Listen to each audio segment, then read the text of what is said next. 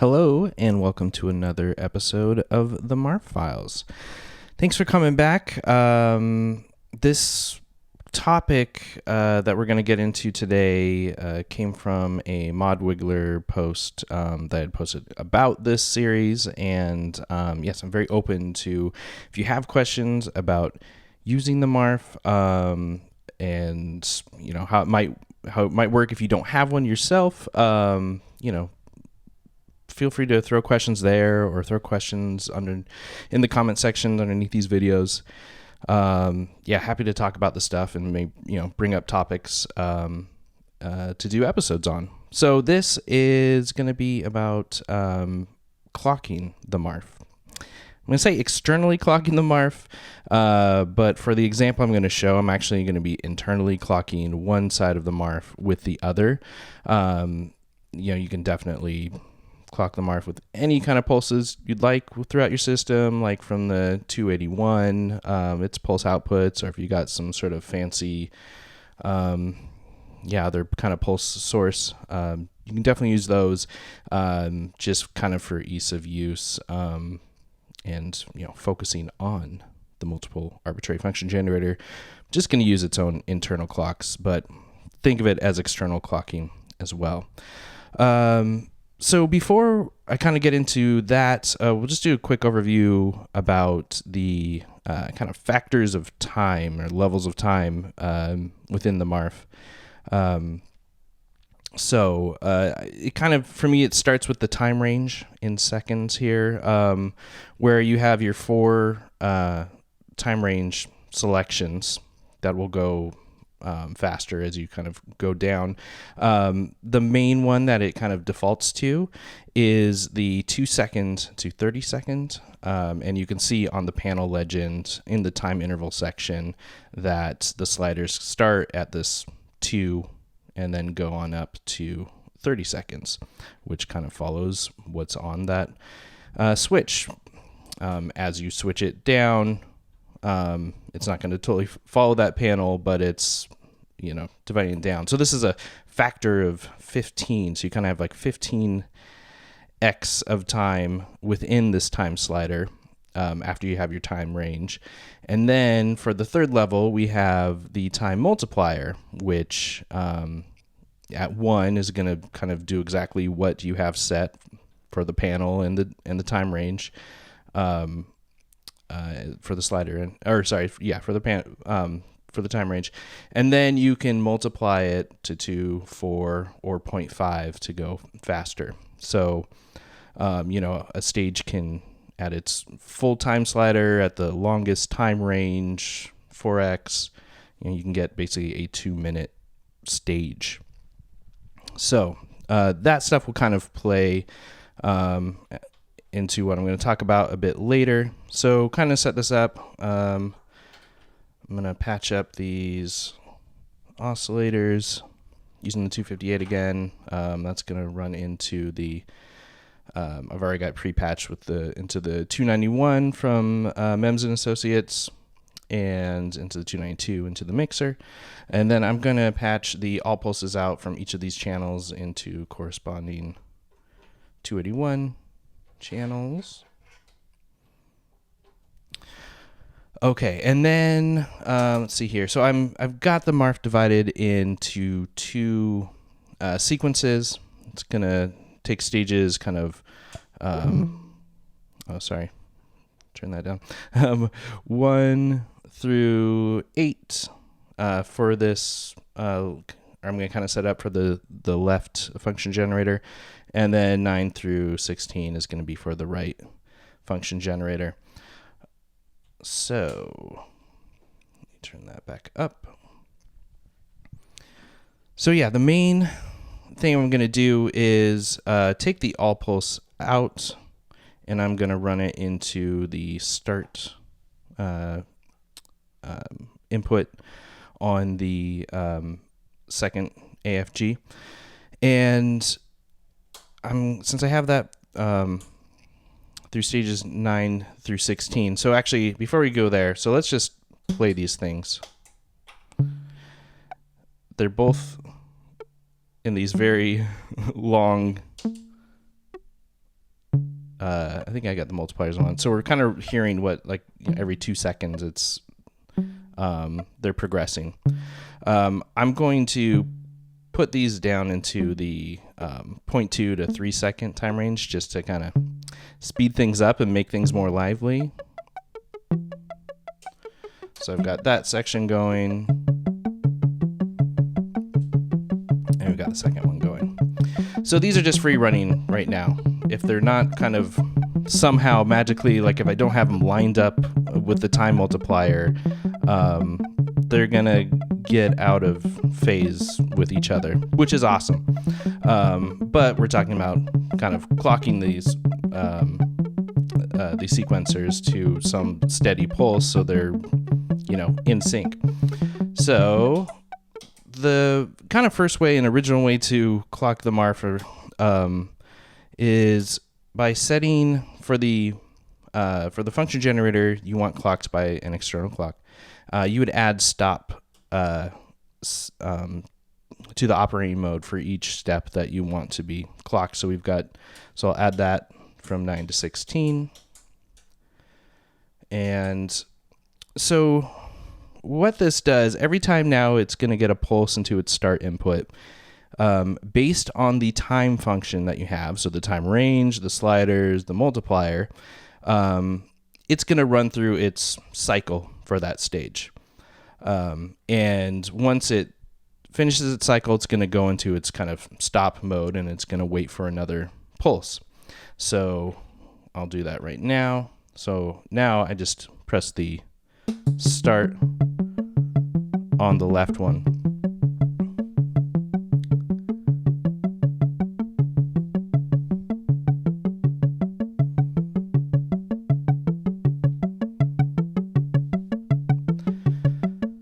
Okay, so as you kind of heard when I started it up, the time multiplier for this second function generator that we're clocking, it was maybe up past where this time our clocking source was. So as you see, as I kind of turn it up past this one point, we're now getting a division of the clock because it's the time length of each stage is longer than what this time stage is, and it's like there's no moving this. This thing wants to go through its entire time length before it's gonna go again. So in this way, it's kind of a really easy way to I guess to back up for a second, if you really want a strong clock and you want all those stages to be just totally synced in, you really want to make sure that your time range is going to be much shorter than your clock source for the external clock. So I'll turn the time multiplier all the way up. So now you hear it's running in sync, no problem. And we can even, you can speed this up really fast. So now this is like as fast as it will go because I've got it in the 0.03 to 0.002 time range.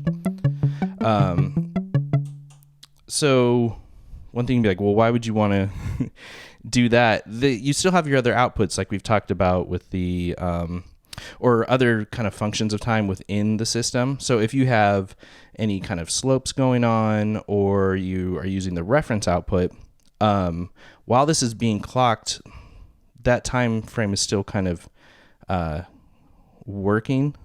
So you can shorten lengths of, so let's say instead of, we're going to actually put the reference into our wave shape. Let's try that.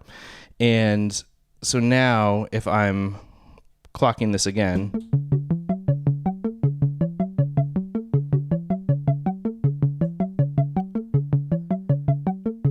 and turn up the time range a bit, so now I've gotten this 0.3, we can hear more of the wave shape getting stronger.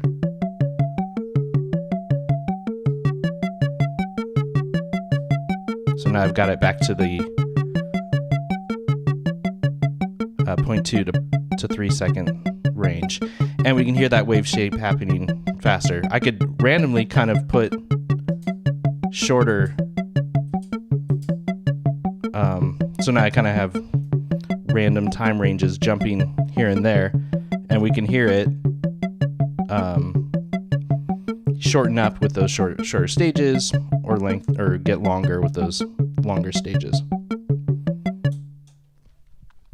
So yeah, that's one factor of things that we're doing. So this is really good for, like I kind of mentioned, while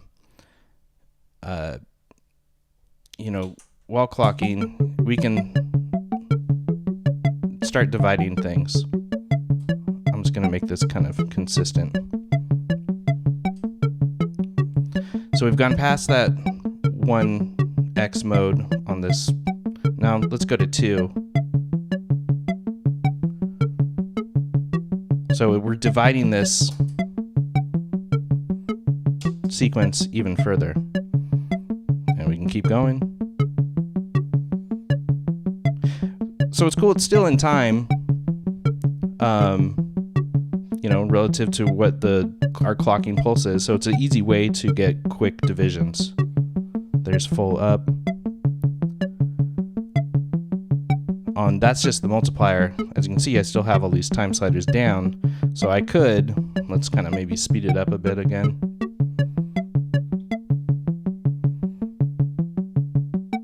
So it took a long time there. I don't know what kind of, that's multiplied by, 5 or so.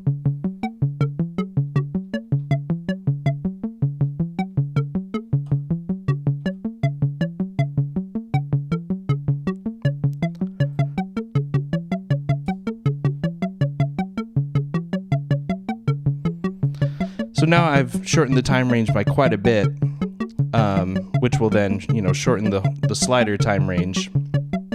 And now we kind of get quicker divisions per stage that I, turn the sliders up on. So yeah, pretty cool way to jam with this thing.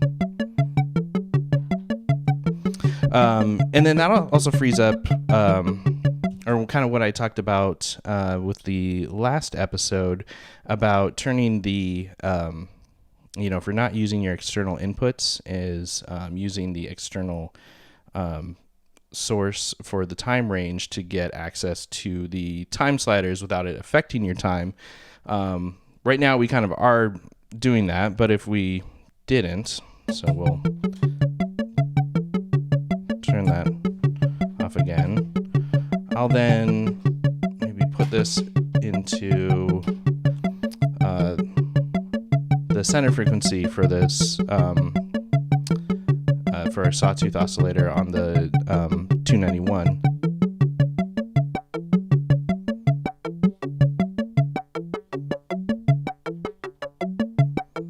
So you see, we're not getting any divisions again, because I've got this set up here, and we're kind of running at the same clock speed. So you can kind of quickly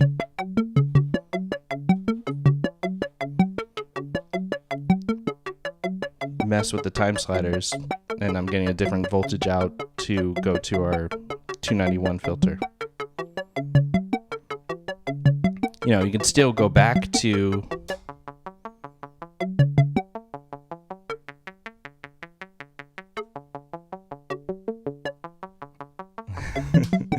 get really long time. So maybe better if we kind of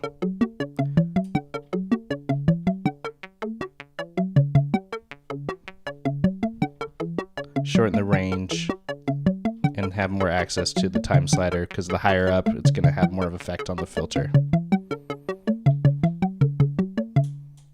Okay, so that is one way to clock the MARF. It has its pluses and minuses. Easy access to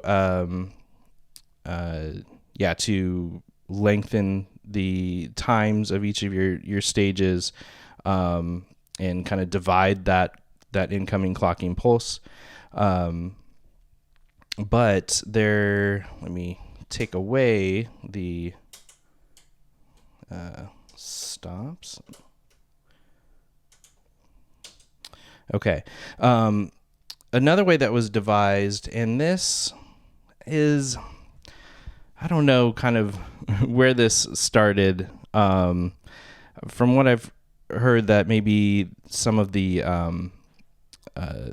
MARFs that Mark Verbos worked on, and for a client, added a function to basically be able to send a pulse to both the start and stop inputs at the same time, and it would then clock in time. So without doing the whole kind of stop thing, it's just a quick way to, put a little jumper cable banana on your incoming clock source, go to both, and then you're able to, clock at the same time. So here we are, same thing, kind of the same thing that we're hearing, but as you can hear, well, I guess the only thing that's happening a bit differently, you can hear it, we're still in time, and I'm moving this time range, with long sweeps. And actually, I'll go to this same time range as our clocking source again. And there was a little bit of shift because we have this reference output into our wave shape still. So you could kind of hear that. Because of the shorter time ranges, it's not going to leave the voltage high for very long on this wave shape. So that's kind of still in play, but we're still really locked in to our clocking source.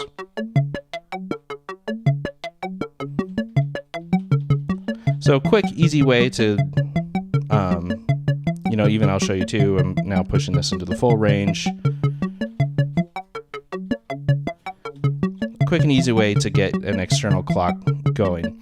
But what is cool about this way to clock the MARF is, let me slow that down a bit.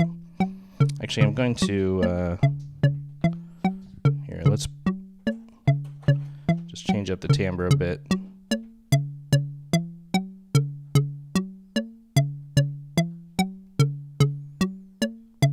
Just added fluctuating random voltage into the center frequency of the other channel, the 291.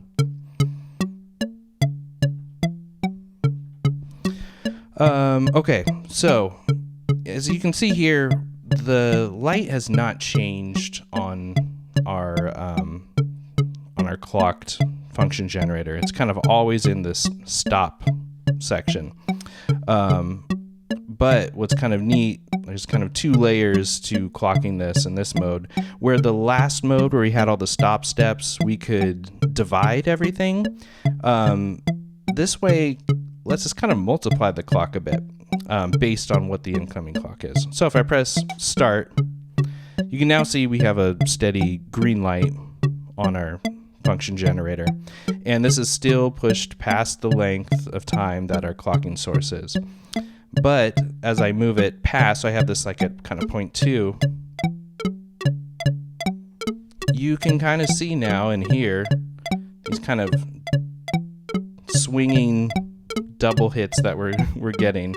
And so this is kind of like resetting the clock, like every time, like now its internal clock is running for this function generator, but every time that it's getting a new pulse from the clocking function generator, it's gonna advance it really quickly. So as we push our time multiplier even faster, you just kind of get different rhythms from this, which is really fun.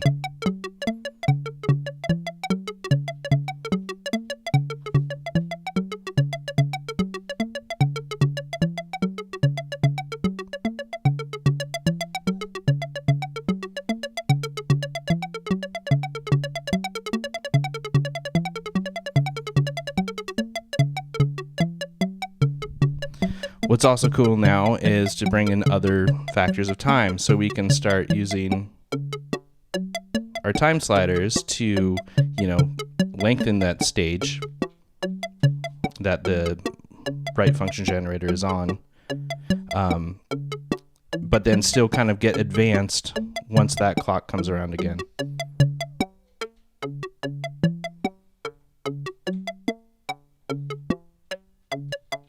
And we're back to kind of modulating our cutoff frequency for this oscillator, or its bandwidth, sorry.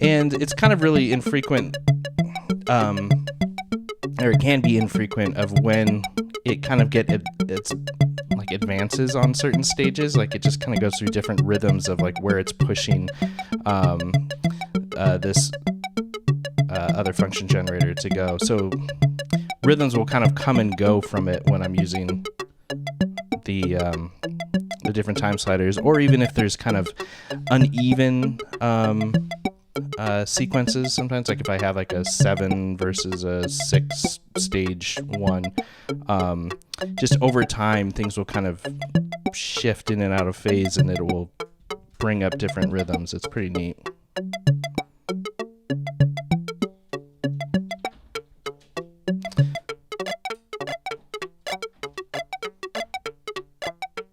So, we've kept it in the same time range, but we have a lot of time range now to deal with.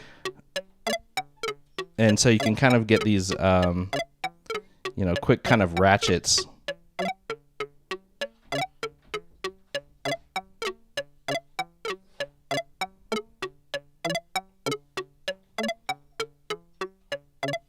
What's also neat, we've got this kind of rhythm going.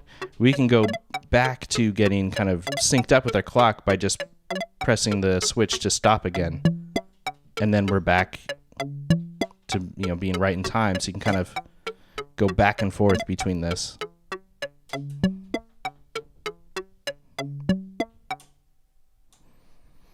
So yeah, that's a couple different ways to clock this thing. I didn't even really get into kind of the strobe way of clocking things. I that'll be a topic for a different time, but actually, say if you want if you need like a really set clock and you need it to kind of start on the same like stage each time, you can run another pulse. So let's put like on stage 1, we want this second function generator to start on its first stage, which is stage 9. So if we kind of look at this, like I have the rotary knob on 9. So now,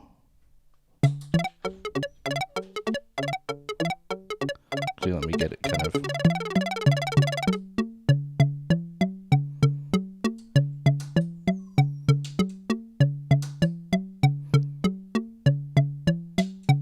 So yeah, it's hard to kind of see going back and forth, but it just is making sure that it's gonna be reset. It kind of is actually maybe easier when there we go.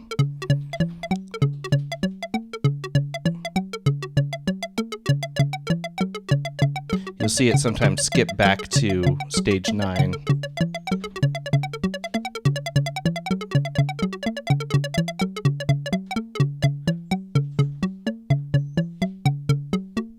More often once this one reaches its first stage again.